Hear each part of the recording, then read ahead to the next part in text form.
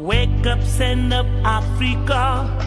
Gëmal sa bopp, gëm ni nga doon. Lu bare nga am, lu bare nga mën, mënuloo noppi. Mon nom est Babacar Ngom. Je suis né au Sénégal, à Dakar particulièrement, en 1953. Aujourd'hui, j'ai 60 ans. On est parti, comme elle l'a dit, en 1976. J'avais à peine 21, 22 ans. 1976, j'étais au lycée technique André Pétavin à Saint-Louis, où j'ai fait un BEP en mécanique automobile. Ça n'a absolument rien à voir avec l'aviculture. Et quand j'ai fini mon BEP en mécanique automobile, à l'époque, mon père avait souhaité m'envoyer en France pour continuer mes études et il avait pu trouver une école qui m'acceptait et où je devais faire un diplôme d'ingénieur pour 4-5 ans en mécanique. Tout avait été fait. On était au mois de juin. Je suis rentré à Dakar et je devais prendre l'avion au mois de septembre. C'est là où, entre-temps, il y a eu beaucoup de réflexions, beaucoup de choses se sont passées dans ma tête. Je me suis mis à réfléchir en me disant que si je prends l'avion, je vais en France, je vais faire 4-5 ans. Bon, j'avais déjà 21, 22 ans. Revenir pour aller au meilleur des cas travailler à Dakar Marine, parce qu'à l'époque, ici, un ingénieur en mécanique, ou en tout cas un ingénieur qui sortait même de Brest avec un bac E, mais qui a fait les études à Brest, les meilleurs qui avaient le plus de chance, aller travailler à Dakar Marine. Je me suis dit, bon, après là, je vais trouver un emploi, un salaire, avec des chefs blancs qui vont me crier du matin au soir. Ça ne me paraissait pas très passionnant. Alors, à côté, il y avait le choix de s'installer, de m'installer à mon compte, de faire quelque chose. Mais quoi, je ne savais pas. Il fallait d'abord penser comment convaincre les parents pour ne pas partir, parce qu'ils avaient déjà engagé des frais. Et j'avais même mon numéro d'internat, je me rappelle encore, c'était le numéro 19. J'ai réussi, avec l'appui de certaines personnes, à convaincre mon père, qui s'est dit finalement, les jeunes, il ne faut pas trop les contraindre. Lui, ce n'était pas trop son choix, parce qu'à l'époque, quand on se replace dans le contexte 1996, nos parents voulaient bien nous voir aller travailler dans les bureaux, l'administration, avoir des fonctions un petit peu où on était tout le temps en cravate et tout, et non pas aller retourner à la terre. Lui-même étant de la région de Diourbel, du Baol, il est venu à Dakar en 1939, pendant la période de guerre.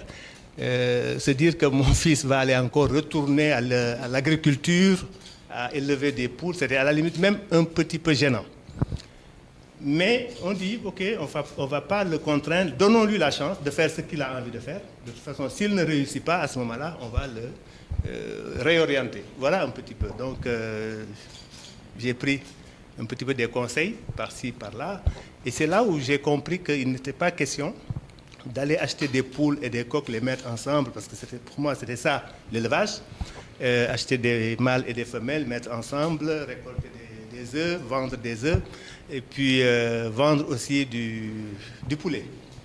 Non, il fallait acheter des poussins d'un jour. Il y avait un centre qui s'appelait le Centre national d'aviculture, où il fallait faire une commande, acheter des poussins d'un jour, les mettre en élevage selon un certain nombre de normes, et puis leur donner à manger. Bon, il y avait toute une technique, donc j'ai commencé à apprendre un petit peu.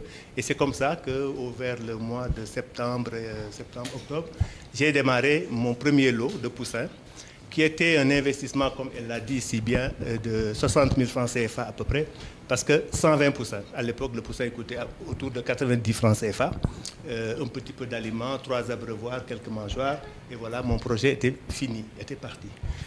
Tous les matins, je quittais la maison familiale, c'était à Guédiawaye. Je marchais à pied parce que mon père avait à côté à peu près 500 mètres une maison en construction où j'avais pris une pièce qui faisait 4 mètres. 4 mètres de côté, donc 16 mètres carrés. Et c'est là où j'ai mis mes poussins. Et je suis venu les alimenter tous les jours, m'en occuper personnellement tous les jours, donner à boire, à manger. Et je prenais ma chaise comme ça, je mettais, je les regardais, observais, courir. Et je les ai vus grandir. Au bout de 45 jours, 60 jours, à l'époque c'était 60 jours, il a fallu qu'on appelle revendeur vienne me les prendre. Ce n'était pas de tout gaieté de cœur parce que moi, ce n'était pas l'argent. Et là, c'est pour dire aussi qu'un projet, ce n'est pas je fais telle activité parce que je veux gagner de l'argent, mais c'est d'abord je fais une activité que j'aime.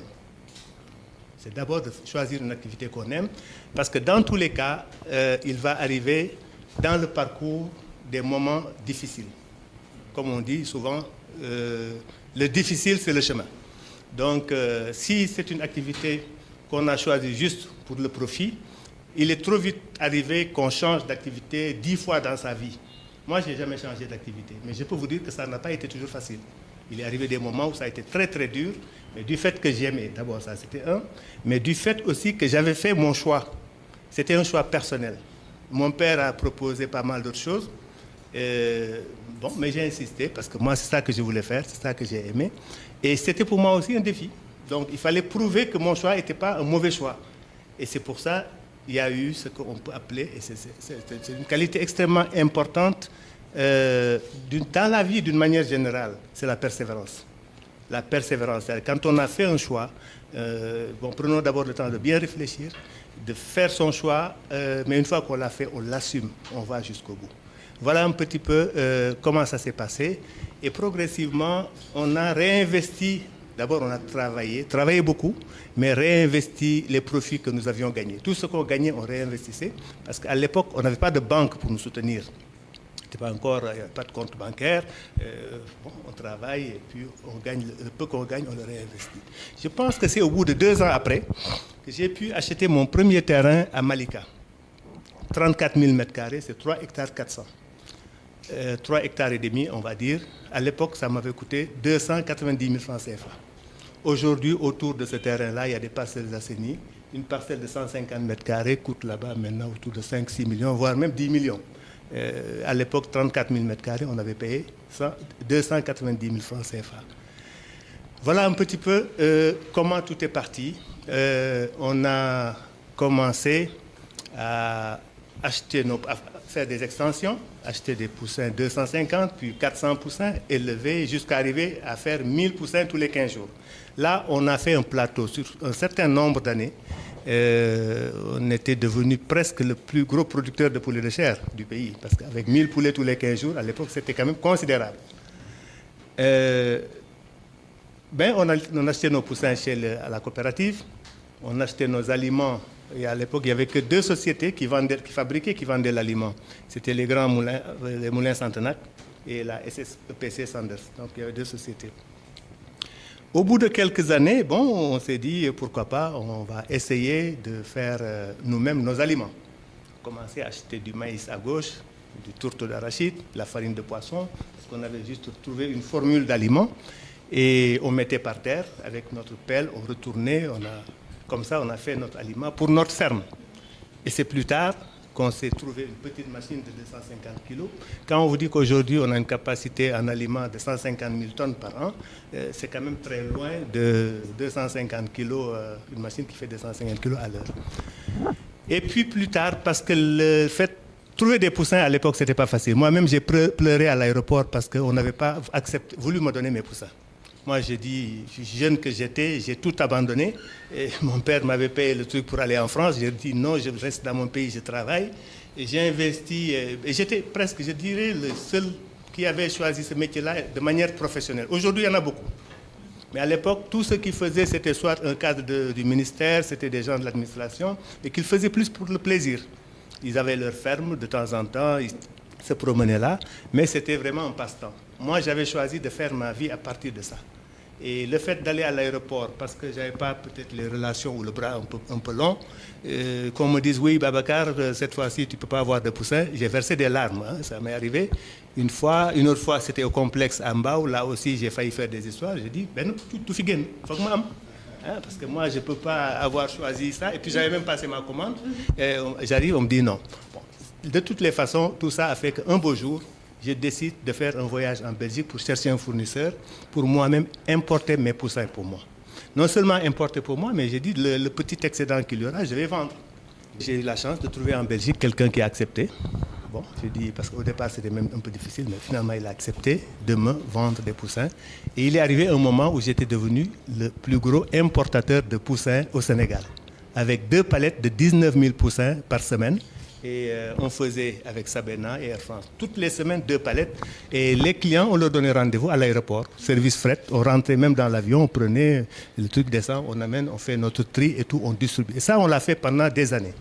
Et je peux vous dire, on a passé beaucoup de nuits, mon épouse qui est là, Madame Gomme, et moi-même, notre personnel, on a passé beaucoup de nuits à l'aéroport à recevoir et à distribuer des poussins. Ça s'est fait jusqu'en 92. En 1992, qu'est-ce qui est arrivé?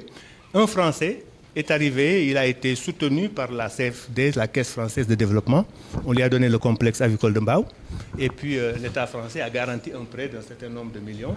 Et le monsieur devait investir au Sénégal dans le couvoir et puis dans l'aviculture. C'est devenu plus tard notre plus gros concurrent. Il avait de l'aide qu'on n'avait pas, il avait des soutiens qu'on n'avait pas, il avait même une position géographique qu'on n'avait pas parce qu'il était sur la nationale et nous on était un petit peu à l'intérieur. Ce fut des moments à la fois très passionnants et très durs aussi parce qu'une concurrence rude, hein, on s'est mis vraiment sur le terrain nuit et jour à nous battre pour d'abord survivre, pour exister, mais aussi pour nous développer. Grâce à Dieu, on a pu vraiment relever ce défi-là. Et cette société-là, je me rappelle quand ce monsieur, un monsieur d'une intelligence extrêmement grande, je dirais, on se retrouve à Paris, à la place de l'Opéra, dans un café, je ne sais plus comment. On devait discuter pour qu'il me revende son affaire. Voilà, donc c'est là où j'ai compris qu'au bout de l'effort, on peut avoir quand même un certain nombre de résultats. Il y a eu pas mal d'épisodes passionnants. Mais c'est comme dans tout. Ce qui est important, c'est la passion de ce qu'on fait, et l'amour de ce qu'on fait, et l'engagement de ce qu'on fait, et surtout aussi le sérieux qu'on y met. Le groupe Sedima, aujourd'hui, travaille dans 2 activités essentielles qui sont l'aviculture et aussi l'immobilier. 20 milliards de chiffre d'affaires. Nous sommes 300. Sedima emploie aujourd'hui 300 personnes dans le groupe. Au niveau de Sedima avicole, on est à peu près 200 et peut-être un peu moins de 100 personnes dans le reste. Donc voilà un petit peu une partie de l'histoire de Sedima. On crée le couvoir parce que quand le monsieur s'est installé, il a fait le couvoir sur le truc. On s'est dit, si lui il fait son couvoir, nous on continue à importer des poussins. Et il est clair qu'il va être plus compétitif que nous. Donc rapidement, à l'époque, on disait que le Sénégalais, enfin en Afrique de toute façon, on ne peut pas faire de couvoir parce que c'est tellement exigeant en termes d'hygiène, de normes. Mais c'est difficile, c'est un métier qui n'est pas facile. Et on a pris le risque, on dit de toutes les façons, on va faire. On va faire et on s'est mis 91-92, on s'est battu, on a fait le premier couvoir de Sedima qui avait une capacité de 60 000 poussins par semaine à peu près, 30 000 puis extension 60 000. Et puis plus tard, un deuxième couvoir. Et après, maintenant, on a jumelé pour faire un grand couvoir. C'est celui dont je viens de parler tout à l'heure, qui fait 14 millions de poussins par année de capacité globale. C'est le plus grand couvoir du Sénégal. Bon, plus tard, l'usine d'aliments aussi, d'extension en extension, on l'a agrandi. Et qu'est-ce qui se passe aussi au niveau de la production?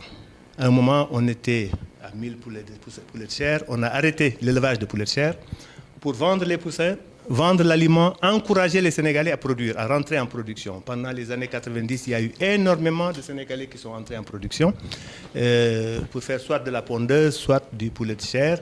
On arrive aujourd'hui autour de 3 millions de cheptels de pondeuses dans le pays, on va dire, de cheptel national, ce qui fait qu'il n'y a plus d'importation d'œufs. Tous les œufs que nous consommons au Sénégal sont produits ici. Et ça, c'est vraiment le sens d'un combat que nous menons avec acharnement, et c'est pareil aussi pour le poulet de chair. Aujourd'hui, depuis 2005, il n'y a plus eu d'importation. Les poulets sont produits au Sénégal, avec des poussins qui sont nés au Sénégal, avec des reproducteurs qui sont élevés au Sénégal et de l'aliment qui est fabriqué ici. C'est vrai, on importe encore un peu de maïs, les céréales, parce qu'il n'y en a pas assez. Et c'est encore là aussi, c'est une occasion de dire que nous avons un potentiel là de produire des céréales, que ce soit du maïs, que ce soit on va dire du tourteau, parce qu'on a du tourteau d'arachide, du tourteau de soja, ce sont ça les différents intrants, la farine de poisson. Donc c'est une activité qui valorise un certain nombre de sous-produits de notre industrie locale, notamment le son de riz, la farine de riz, tout ce qui vient de la vallée est valorisé, la farine de poisson, l'industrie de la pêche, tout cela est valorisé par l'aviculture, sans compter le nombre d'emplois. On parle aujourd'hui de 30 000 emplois créés par cette filière avicole. Et c'est tout le sens du combat que nous menons contre toutes les personnes qui, pour de l'argent facile, j'appelle ça de l'argent facile, parce que il nous l'avait proposé il y a à peu près quelques 15 ou 20 ans. On nous a pris ici, on a pris des Ivoiriens, nous tous, on a été aux États-Unis. Et ce qu'on nous disait, c'était que nous, on n'était pas capable de produire parce que, bon, on n'avait pas des avantages comparatifs et que on pouvait se mettre à importer un petit peu des cuisses de poulet, des ailerons et tout ce qu'on veut, à des prix, de petits prix. Et puis, on pouvait gagner beaucoup d'argent. En plus, il y avait des possibilités de financement avec des banques qui étaient là. Il y avait de la production, il y avait le financement. Donc, c'était beaucoup plus facile. On mettait juste nos chambres froides. Si depuis les années 90 ou 94, on l'avait fait, c'est de mettre des chambres froides, d'importer, distribuer, gagner de l'argent. Il n'y a pas trop le souci de la production. Parce que la production, en réalité, c'est un métier difficile. La production, c'est un métier qu'on fait plus par amour et par passion. Mais on sait bien que le commerce est plus facile, acheter et revendre. Mais nous, on se dit non, ce n'est pas notre choix. Notre choix, c'est de faire en sorte, parce qu'on a même été jusqu'à créer une phrase qui disait produire ce que nous mangeons est un acte de souveraineté et manger ce que nous produisons est un acte de civisme. Produire ce que nous mangeons est un acte de souveraineté parce que on n'est pas indépendant si on est nourri par l'extérieur. Ça, c'est notre conviction profonde. Qu'on soit aujourd'hui en train de manger du riz qui vient de Thaïlande ou du Brésil, qu'on soit en train de consommer du maïs ou du poulet qui vient du Brésil, qui vient d'ailleurs. Et j'aime bien quand je me promène dans les supermarchés. On regarde, 90% de ce que vous trouvez dans nos supermarchés sont des produits qui viennent de l'étranger. Et ça ne choque personne. On peut aller même plus loin. Nous, au Sénégal, aujourd'hui, on importe encore de l'eau. Figurez-vous, aller jusqu'en France, mettre dans un conteneur des cartons d'eau, mettre dans le bateau, amener jusqu'ici, payer de la douane, sortir pour distribuer de l'eau. Ça n'existe dans aucun pays. Allez en France chercher Kirène, vous ne trouverez pas. Pourquoi ici on trouve de l'eau française? Pour moi, ça c'est inacceptable. On peut acheter des choses qu'on n'a pas. On peut acheter des ordinateurs, on peut acheter de la technologie, on peut aller acheter tout, mais il y a quand même l'eau. On parle d'eau. Notre sous-sol là, il est plein d'eau. Et partout. On peut, c'est vrai, avoir un petit peu d'eau qui vient un peu, parce que c'est de l'eau de ceci ou de cela, un petit peu. Mais on doit avoir la conscience. Et pour le savoir, aller juste à côté dans les pays du Maghreb, aller au Maroc, aller en Tunisie. Voyez ce que les touristes ils mangent là-bas. Quand des touristes arrivent au Maroc ou en Tunisie, ils ont à peu près dans les 10 millions de touristes par an. Aujourd'hui, en Tunisie, c'est les problèmes, c'est un peu difficile. Mais avec 10 millions de touristes au Maroc, les gens, ils mangent marocains. Ils vont manger 80% ou 90% de ce qu'ils mangent, c'est produit là-bas par des Marocains. Que ce soit le beurre, le fromage, le lait, ils ne parlent pas de couscous, de tout ce que vous voulez.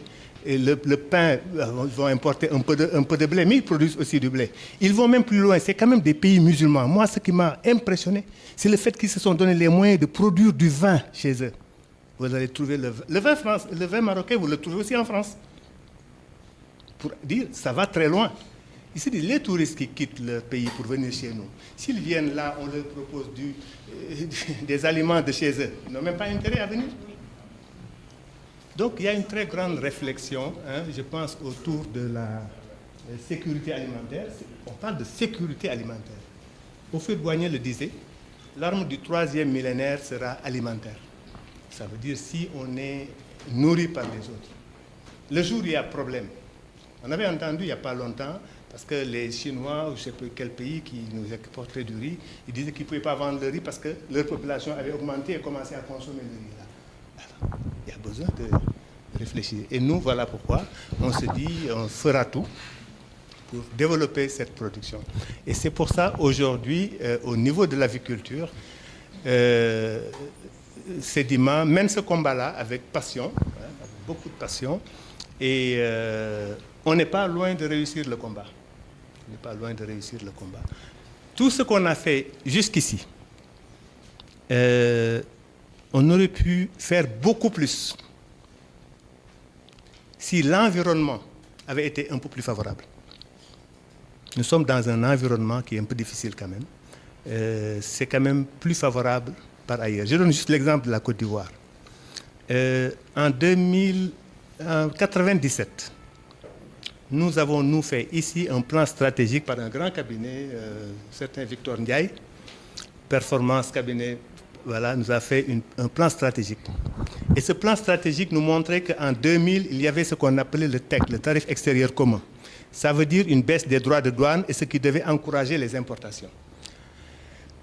J'ai pris l'avion, je suis allé en Côte d'Ivoire, on a tenu des réunions, j'ai dit, regardez, il y a un plan stratégique que nous avons fait, voilà les conséquences. Il y avait des scénarios catastrophes, scénarios boom national, un peu toutes sortes de scénarios. Et on s'est dit, allons à Ouagadougou, essayons de sensibiliser les gens de l'UEMOA, ce qu'on a essayé. Personne ne nous a suivis. Et 2000, le TEC entre en vigueur. Baisse des droits de douane, 20%. Et tout de suite, les importations ont repris. Bon, on sait bien qui c'est qui importe dans ce pays-là. Il y a quand même une question de patriotisme. On en parle de plus en plus, patriotisme économique. Alors, en Côte d'Ivoire, dès qu'ils ont vu que l'UEMOA n'a pas suivi, ils ont saisi l'Assemblée nationale, ils ont voté une loi pour dire taxe compensatoire. Tu mets 1000 francs par kilo de poulet importé. Il n'y a pas eu d'importation, ça fait quand même 12 ans. De 2000 à maintenant, en Côte d'Ivoire, il n'y a pas eu d'importation et la filière est montée en flèche. Avant, les Ivoiriens, ils venaient ici, ils regardaient ce que nous faisions, ils nous admiraient, ils nous enviaient. Malgré la crise, ils nous ont beaucoup dépassés, malgré la crise. Et nous, on a été perturbés. Donc, de 2000 à 2005, 70% des poulaillers avaient fermé, de 2000 à 2005. Les importations ont repris de plus belle. Et pourtant, on l'avait déjà connu, les ailes de dinde, peut-être très jeunes, vous ne vous rappelez pas, mais ici en 86, on se rappelle encore du phénomène ailes de dinde, tout ça là, avec tous les dégâts que ça avait fait. Voilà exactement. Donc, pour dire qu'on est en face de jeunes qui avaient l'avenir devant vous. Et ce pays-là, le Sénégal, est le vôtre, et le nôtre aussi. Et tout ce que nous souhaitons, c'est un rêve pour notre pays. C'est comment faire pour que ce pays puisse se développer. Se développer et devenir un pays émergent. Il faut qu'on sache que tous ces pays-là dont on dit émergents aujourd'hui, les pays, les dragons d'Asie et tout ça, là, il y en a que nous avons aidés dans les années 60, au moment des indépendances. Qu'est-ce qu'ils ont fait qui a fait qu'aujourd'hui, ils viennent nous aider? Qu'est-ce qu'ils ont fait qu'aujourd'hui, ils sont appelés pays émergents, pays développés? C'est là la grande question qu'on doit se poser. Il y a d'abord une chose qui est importante, c'est l'éducation. C'est-à-dire que c'est vraiment, on va dire, c'est des gens extrêmement disciplinés. Mais c'est aussi des gens extrêmement travailleurs. Travailleurs, c'est-à-dire que ça ne tombe pas du ciel. C'est le travail. C'est le travail, c'est le travail, c'est le travail. Et quand je le dis, je parle de quelque chose que j'aime bien, mais de quelque chose que je connais. Il y a très peu de gens qui savent ce que c'est que le bonheur du travail, le plaisir du travail. Il y en a très peu. Au Sénégal, beaucoup de gens, ils travaillent pour l'argent. Ils travaillent parce qu'il faut qu'ils gagnent à la fin du mois quelque chose. Alors que, moi, je pense que le travail, poussé à un certain niveau, c'est même une distraction. Le bonheur du travail. On peut arriver à l'extase, content parce qu'on a fait un bon travail. Parce qu'on a il nous est arrivé, nous, de travailler 24 heures. Il nous est arrivé de travailler 7 jours sur 7. On sait bien, hein, pendant de très longues années, hein, elle est là, on ne prenait pas de congé. On a travaillé au moins 15 à 20 ans pendant lesquels on dit pas de congé. Les congés, il faut les gens, les Européens qui prennent congé, qui vont en vacances. Moi, j'ai toujours dit, leurs parents, leurs arrière-grands-parents, ils se sont sacrifiés. Ils ont fait ce qu'il fallait faire, ils ont construit une économie forte, ils ont construit, ils ont développé. Aujourd'hui, ils peuvent en profiter.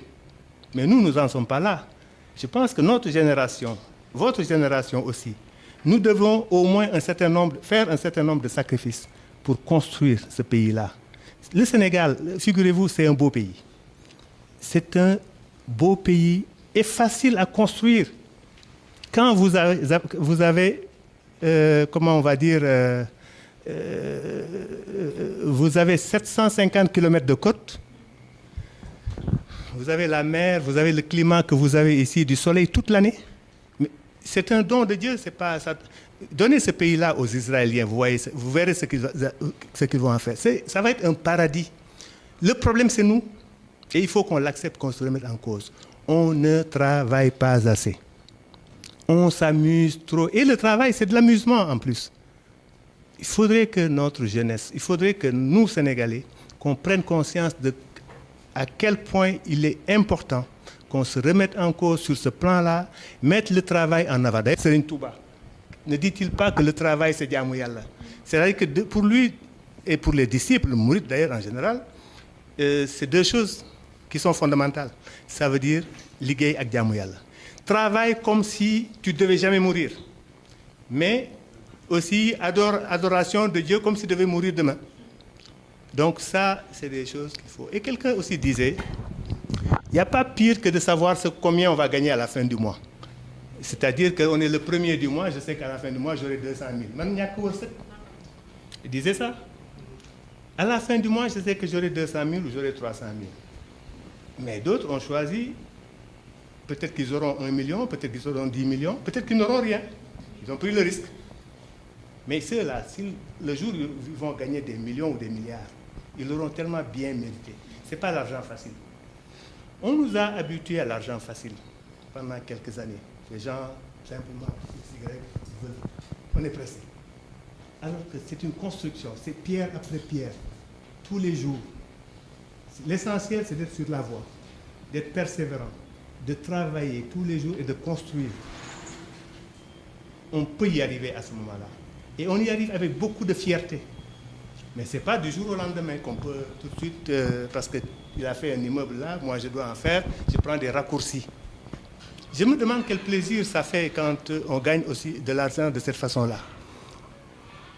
L'argent, c'est bien, mais c'est bien quand on l'a mérité, quand on sait d'où ça sort. La preuve, tous les gens qui ont gagné à la loterie, ils ont fait il n'y a pas longtemps une sorte de sondage pour montrer que les gens, il y en a un qui avait gagné 50 millions, au bout de quelques années, il s'est retrouvé à la limite presque à perdre la tête, et il y en a comme ça, et même dans les grands pays, des gens qui ont gagné des millions de dollars, ils finissent toujours pauvres, ils finissent mal, parce qu'ils ne savent pas comment gérer l'argent.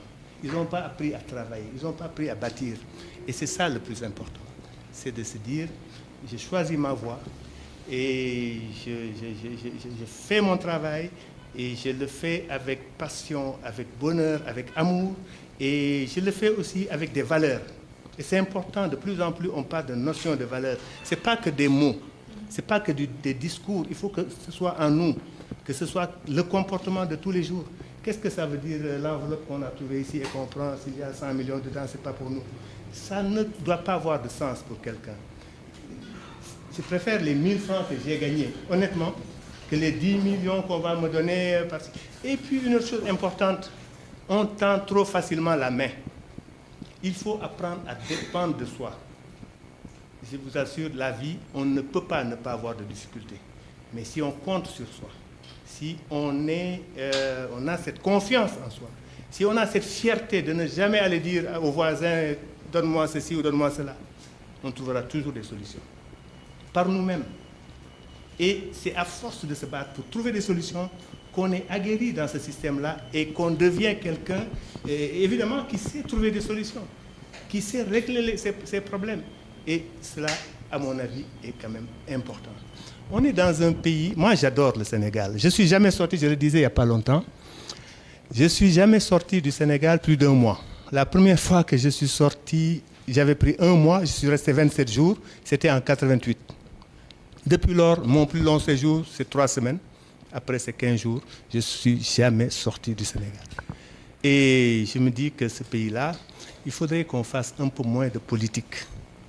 Tu vois des jeunes qui choisissent tout de suite d'aller être politiciens. Il faut avoir un métier d'abord. Après, on fait la politique parce qu'on veut bâtir son pays, on veut construire, on veut, comment on va dire, on veut participer, on s'engage. Mais on s'engage aussi avec conviction. Ce n'est pas de l'opportunisme. Et j'ai le sentiment que beaucoup, aujourd'hui, ils vont par opportunisme. Je vais suivre M. Tel parce qu'il me semble avoir de l'avenir. Le jour où il arrive au pouvoir, alors hop, je suis à côté. Ce n'est pas bien. Il faut qu'on bannisse ces comportements. Ce qui est bien, c'est de travailler. C'est le travail. Il n'y a pas autre chose. C'est le travail. Tous ces gens-là qui ont réussi, ces grands pays, ils n'ont fait que travailler. Et il faut qu'on travaille plus. Il faut qu'on travaille plus. Voilà peut-être ce que je peux dire